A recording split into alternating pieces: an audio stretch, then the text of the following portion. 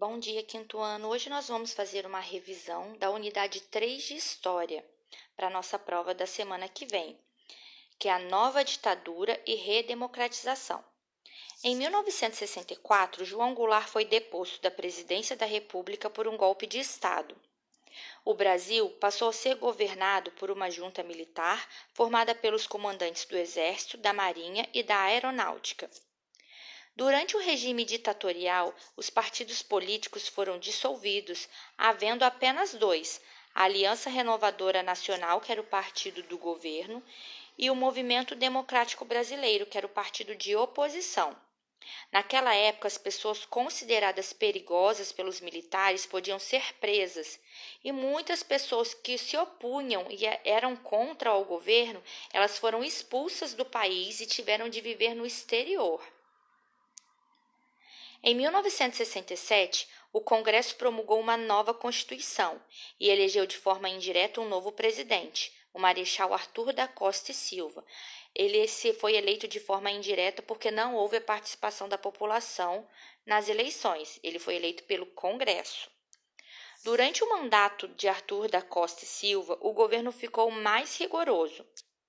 Ao assumir o poder, os militares tomaram uma série de medidas para combater a corrupção e reorganizar a administração pública, segundo eles. Para legalizar essas medidas, então, foram decretados os atos institucionais. Os atos institucionais, eles eram normas cujo poder estava acima da própria Constituição. E durante esse regime militar, eles foram publicados 11 atos institucionais, mas somente os 5 primeiros que tiveram mais impacto na população. E aí, em 1967, veio uma nova Constituição, a Constituição de 1967, que legitimou o golpe de Estado de 1964, onde tiraram João Goulart do poder. Essa Constituição estabeleceu uma série de medidas como: aumentou o poder de decisão do Poder Executivo, ou seja, o Poder Executivo, o presidente tinha ainda mais poder. Estabelecia a pena de morte para crimes considerados de ameaça à segurança nacional, censurava os meios de comunicação e as atividades culturais, concedia ao Poder Executivo o poder de criar algumas leis, as eleições sempre indiretas para presidente, com mandato de 5 anos, ou seja, eleições indiretas, eleições pelo Congresso, sem a participação da população, entre outras medidas. Em resposta às atitudes do governo, surgiram diversos movimentos de oposição. E aí, entre esses movimentos, destacam-se o movimento estudantil e o movimento dos artistas, que eles se uniram e lutaram bastante contra esse regime militar. E a população estava muito insatisfeita. A solução, então, encontrada pelos militares foi permitir, de forma lenta, a abertura política. E aí, aos poucos, o Brasil foi avançando politicamente, e aí ele começou a conceder anistia para as pessoas que haviam sido expulsas do país. O que era anistia? Era o perdão que o Poder Legislativo concedia às pessoas que tinham cometido algum crime e tiveram que ser expulsas do país. Então, o Poder Legislativo dava o perdão a essas pessoas e elas podiam retornar ao país.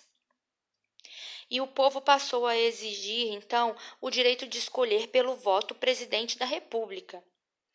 E a sociedade brasileira pediu o fim da ditadura. E esse movimento popular, onde o povo queria, exigiu o direito de escolher o presidente da República pelo voto, ele recebeu o nome de Diretas Já. E aí, em 15 de janeiro de 1985, o candidato civil Tancredo Neves ele venceu também o candidato civil Paulo Maluf nas eleições para presidente. Por que a gente fala candidato civil? Porque antes era ditadura militar e só quem governava, quem era eleito presidente sempre, era alguém da área militar. E aí, Tancredo Neves, ele é o primeiro candidato civil, ou seja, que não era militar, que vencia umas eleições. Mas essas eleições ainda ocorreram de forma indireta. Foi pelo Congresso, ainda sem a participação da população. Só que Tancredo não chegou a tomar posse, pois ele faleceu poucos meses depois de ser eleito. Então, com a morte de Tancredo Neves, o vice-presidente José Sarney assumiu a presidência. E aí, naquela época, o Brasil ele passava, por um período ainda de inflação. E aí, Tancredo tinha o objetivo de dar continuidade ao processo de redemocratização e reduzir a inflação no país. E para combater essa inflação, José Sarney decretou um programa chamado Plano Cruzado. E aí, dentro desse programa, havia várias ações para combater a inflação. E dentro desse Plano Cruzado, ele substituiu, o cruzeiro pelo cruzado. Então, o cruzado foi a moeda que veio substituir o cruzeiro, uma nova moeda, o cruzado. Houve o congelamento dos preços dos produtos nos supermercados por um ano, ou seja, não poderia aumentar os preços. O aumento dos salários só poderiam ocorrer de acordo com a alta da inflação. E a criação de um seguro-desemprego para os funcionários que fossem demitidos sem justa causa. O que é demissão sem justa causa? Aquele funcionário não fez nada de errado no seu serviço, simplesmente houve corte por causa da inflação e demitiram alguns funcionários. Então, esse funcionário que foi demitido sem justa causa poderia receber o seguro-desemprego. Agora, os funcionários que eram demitidos com justa causa, ou seja, cometeu algum erro e devido a esse erro foi mandado embora, eles não tinham direito a esse seguro. No início, o Plano Cruzado passou por uma fase de sucesso e a inflação foi controlada. Só que aí veio uma nova onda de inflação. E aí foi criado em janeiro de 1989 um segundo projeto econômico chamado Plano Verão. E aí nesse Plano Verão houve de novo a troca da moeda, que antes era o cruzado, E aí passou a ser o cruzado novo e também continuou com o congelamento de preços e salários. Esse Plano Verão, ele foi eficiente durante alguns meses, mas depois a inflação no Brasil voltou a crescer e ela ficou tão alta que chegou a ser chamada de uma hiperinflação. E aí, depois de 29 anos sem eleições diretas, Fernando Collor de Mello foi eleito presidente pela população, ou seja, foi a primeira eleição, depois de 29 anos sem eleições diretas, eleições somente pelo Congresso.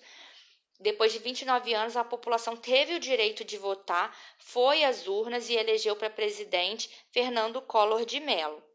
Só que Fernando Collor de Mello não conseguiu combater a corrupção e nem a inflação em seu governo. E ele ainda passou a ser um dos suspeitos de corrupção em seu governo. Collor, então, renunciou à presidência por causa das tensões políticas de seu governo e por ser suspeito de corrupção. Após a renúncia de Collor, o vice-presidente Itamar Franco assumiu o mandato em meio ao caos econômico, político e social. No governo de Itamar Franco, então, foi criado um novo plano econômico, que foi chamado de Plano Real. E no Plano Real foi criada uma nova moeda forte, que é uma moeda que era chamada o Real, que é a nossa moeda até hoje. E o ministro da Fazenda que chefiou o Plano Real, que foi Fernando Henrique Cardoso, que anos depois se tornou também presidente. E o Plano Real, ele conseguiu combater a inflação, valorizou a moeda brasileira, e assim os preços das mercadorias começaram a cair, o poder de compra voltou a crescer. As pessoas começaram a ter dinheiro aí mais para comprar as mercadorias e o Brasil conseguiu sair dessa inflação. Essa foi a revisão para a nossa prova, Estudem bastante para a prova e façam com bastante atenção a revisão e a avaliação da próxima semana.